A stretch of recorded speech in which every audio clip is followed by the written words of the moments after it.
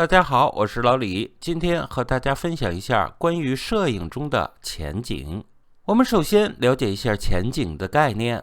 前景指的是镜头中位于主体前面或靠近前沿的人或者物。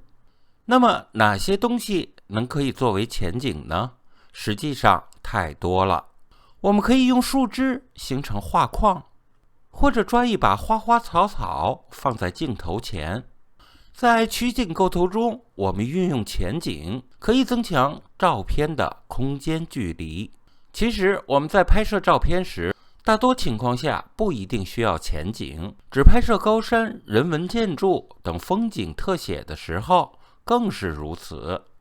但是对于拍摄靠近相机部分景物比较单一的情况下，我们就应该适当的运用前景来拍摄了。这幅照片拍摄的景深比较大，画面中的前后景物拍摄的比较清晰。我们可以看到画面用树木作为前景，形成了画框，而且整张照片有拉长景物纵深的视觉效果，空间感比较强烈，使平面照片具有了立体透视的意境。摄影构图前景的运用可以衬托出照片的主体内涵。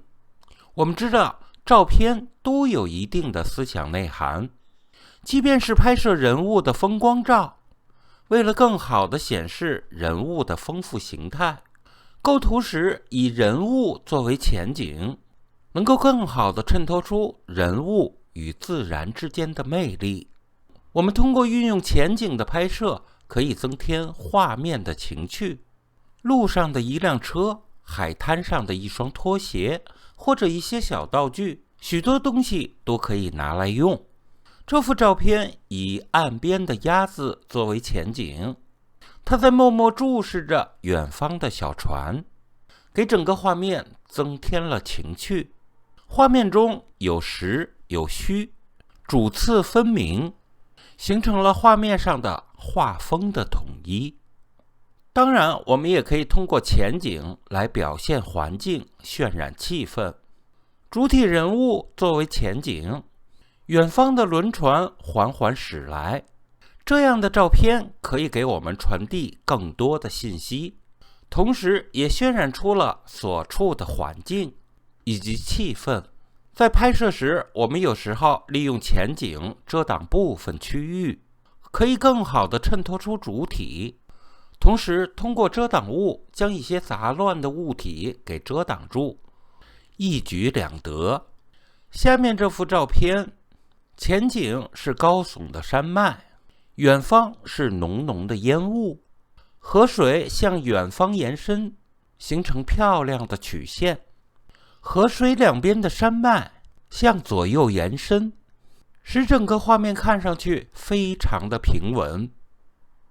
我们再来看这张在阿尔卑斯山拍摄的照片，我们可以看到前景中的十字架以及远方山顶上的建筑物，形成了大小的对比。拍摄者很好地通过画面交代了环境，反映出这里独特的人文背景。在我们运用前景时，如果能暗藏着引导线，那就更好了。大家可以通过引导线，从前景一直引导到远方的景物，这是拍摄前景比较好的办法。我们再来看这张在海滨拍摄的照片，一对情侣走在沙滩上，画面的左边放着桌子，桌子上的两盏烛光灯以及漫步在海边的情侣起到了烘托的作用，很好地表达了主题，交代了当时的环境与氛围。好，我是老李，非常感谢大家收看，我们下次见。